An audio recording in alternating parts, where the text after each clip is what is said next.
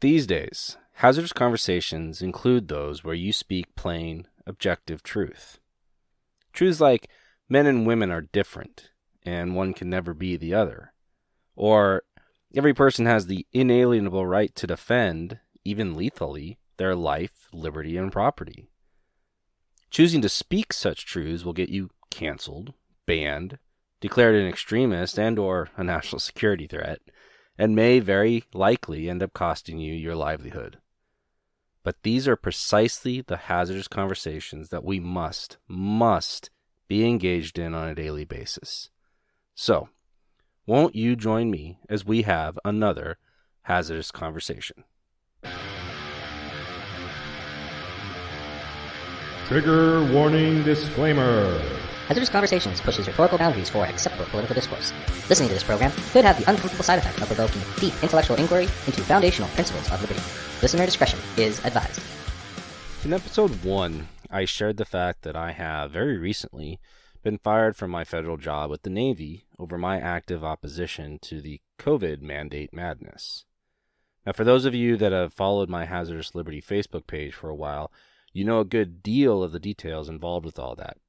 But I wanted to take some time in this episode to speak a little bit more about it than I have in the past, because it fits in with this episode's theme, the destruction of plain, objective truth.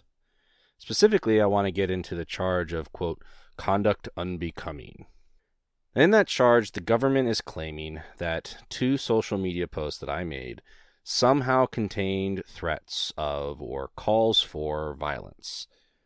The first post they reference is one that I put out on October 14th, and that reads, "Not sure who needs to hear this, but lethal force is justified when defending one's life, liberty, or property. PSA," which stands for Public Service Announcement, "COVID mandates are threatening your life, liberty, and property." Now, what the government is claiming is that in that post, I'm calling for people to use, or threatening to use myself, I suppose, lethal force to actively protest the various COVID mandates. In making this claim, they conveniently downplay, overlook, and ignore the word defending to make the completely irrational leap that my post suggests that employing lethal force should be a go-to first response in any given situation, or that anyone should go and seek out situations in which to use lethal force. They claim, and I'm quoting directly from my firing papers here, quote, "You made multiple statements on social media encouraging the use of lethal force to protest the government and disrupt military operations. Your conduct and threats of physical force and violence pose a threat to the maintenance and good order and discipline and security at Naval Base Kitsap." End quote. Now, someone please correct me if I'm missing it, but where, in any of the actual words that I wrote, did I even come close to intimating the idea that people should rush out and immediately employ lethal force against anyone, let alone government facilities or employees? Where am I encouraging the use of lethal force? What I am stating is the completely plain and objective truth that we all have the right to employ lethal force when defending one's life, liberty, and property. That isn't my opinion. It isn't a subjective interpretation. It's a fact of constitutional law and state and federal statute. Now, I don't know about you, but in nearly every application of the word, when someone says they are defending themselves, this inherently means that they are not the aggressor. If you are the aggressor, that means you're on offense, taking offensive action. Being on defense, taking defensive action, means that you're not initiating any violence, and you're not going out intending to initiate a violent confrontation. And that if one should occur, you're not the one swinging, shooting, kicking, or whatever first. This is the heart and soul of most states' self-defense laws, and it was a central feature in the Kyle Rittenhouse trial just recently. And the entirety of that case turned upon the, quote, simple question of whether Kyle was or could be considered to have been the aggressor. The prosecutors in that case attempted the same twisting of language that the government is attempting to do to me and will continue to do to anyone and everyone that insists on living under liberty. It is taking plain, objective truth and turning it on its head. It is them saying, well, even though you wrote that, we know that you really meant this.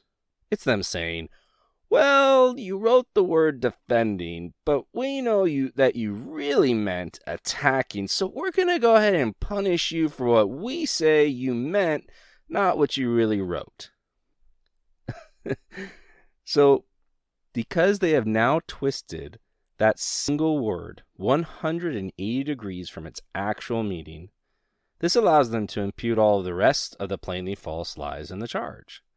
The lie that I'm calling for the use of lethal force as a form and means of protest. The lie that I'm calling for the disruption of military operations. And the lie that I'm threatening to use aggressive physical force and violence.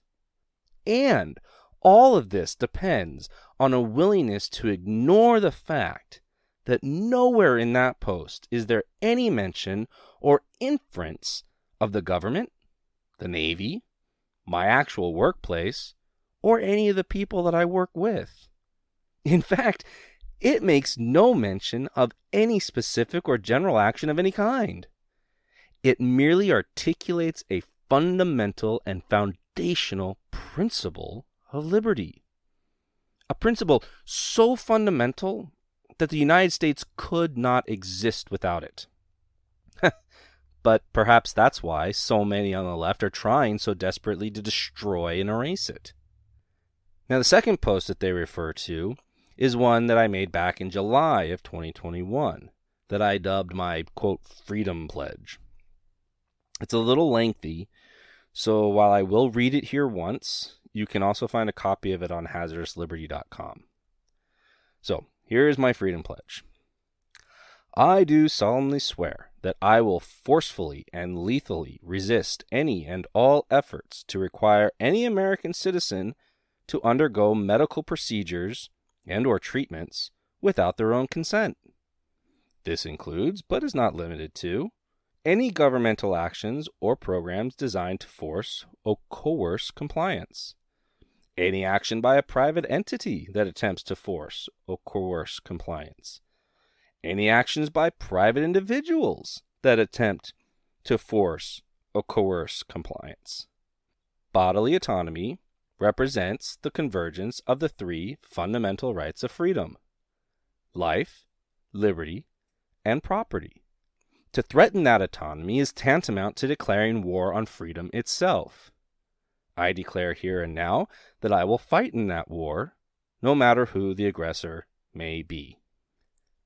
Now, they cite this post in part to continue their distortion of the first post, trying to make it appear as though I'm agitating and pushing for people to go out and employ lethal force willy-nilly.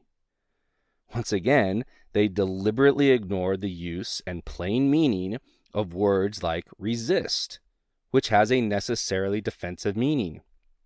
To resist something inherently means that you are not the instigator or aggressor.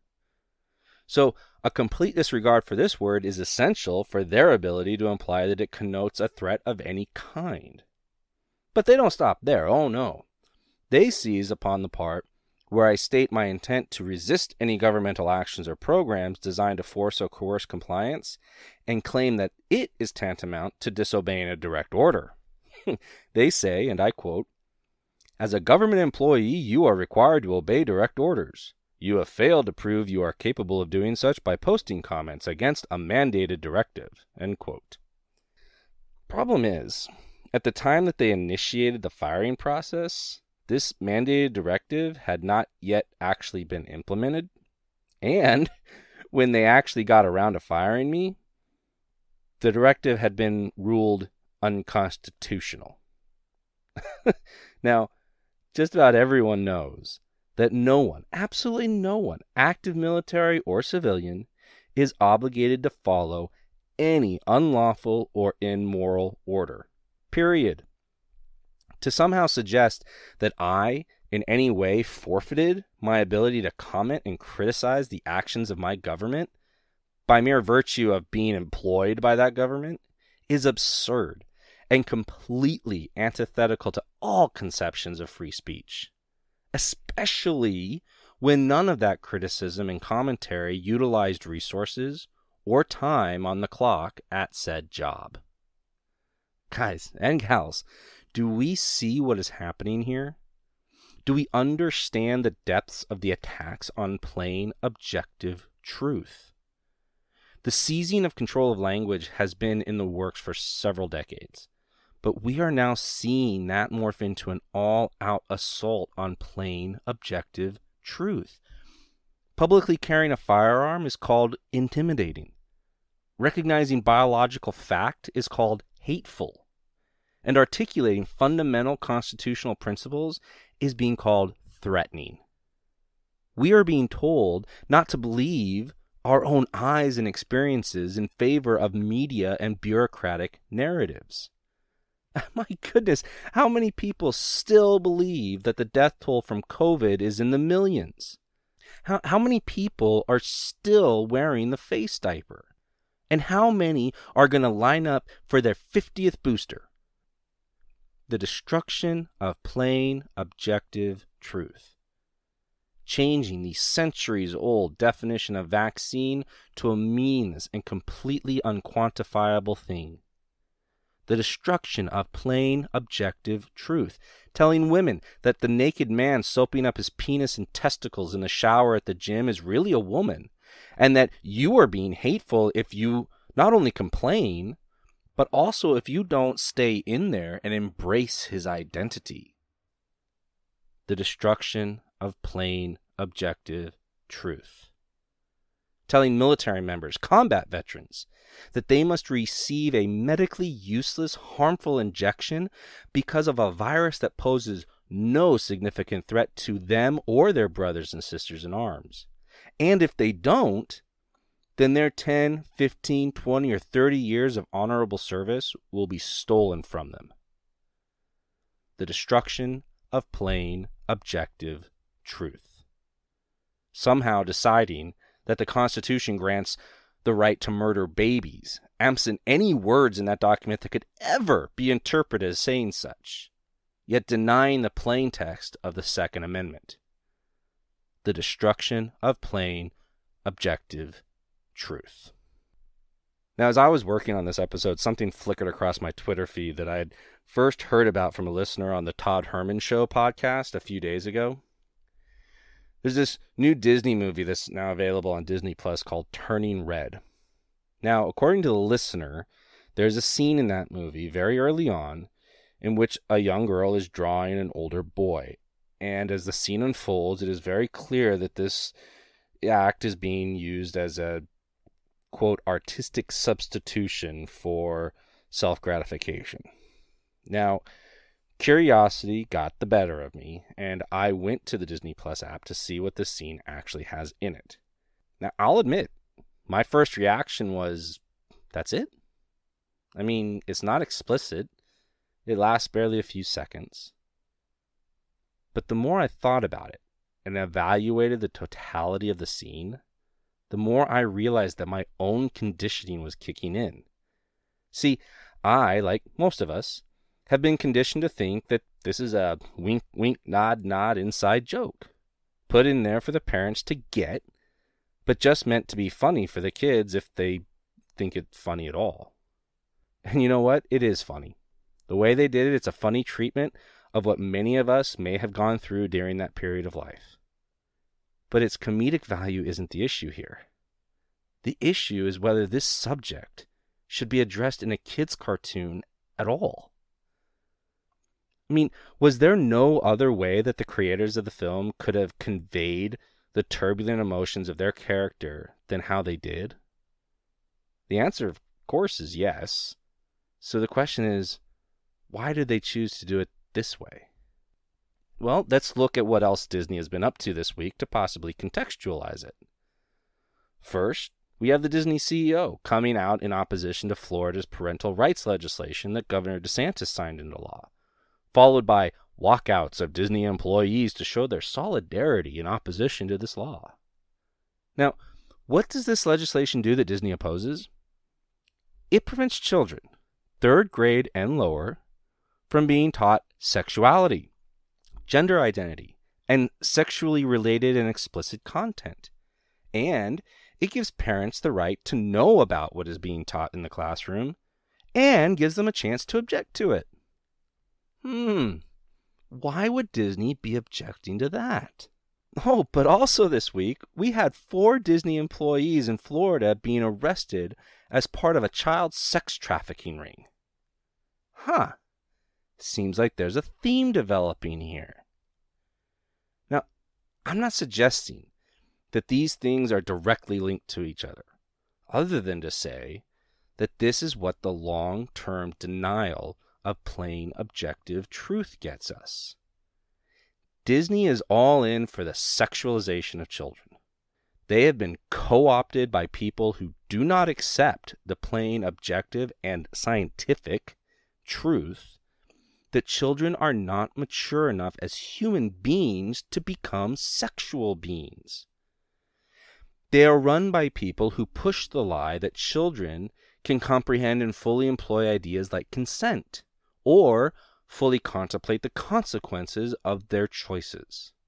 And they also are now co-lead in the charge, along with Big Pharma, to teach children to hate their bodies, hate their parents, and go out and get chemically and surgically mutilated.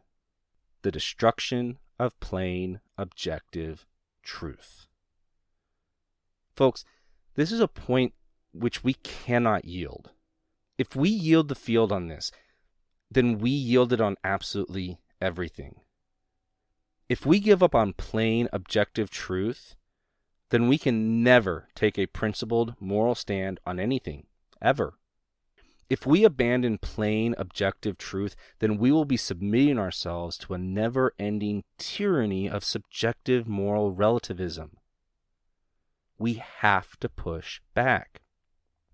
We must not allow them to exchange truth for lies.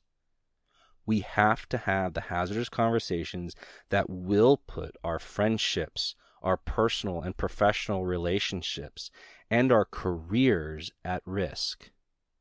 We have to be brave enough to hazard the liberty to speak plain, objective truth.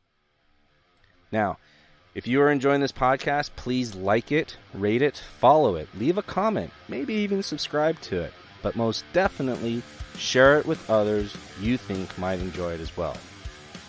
With that, God be with you all as we boldly speak plain, objective truth. Until next week, keep the faith and keep up the fight.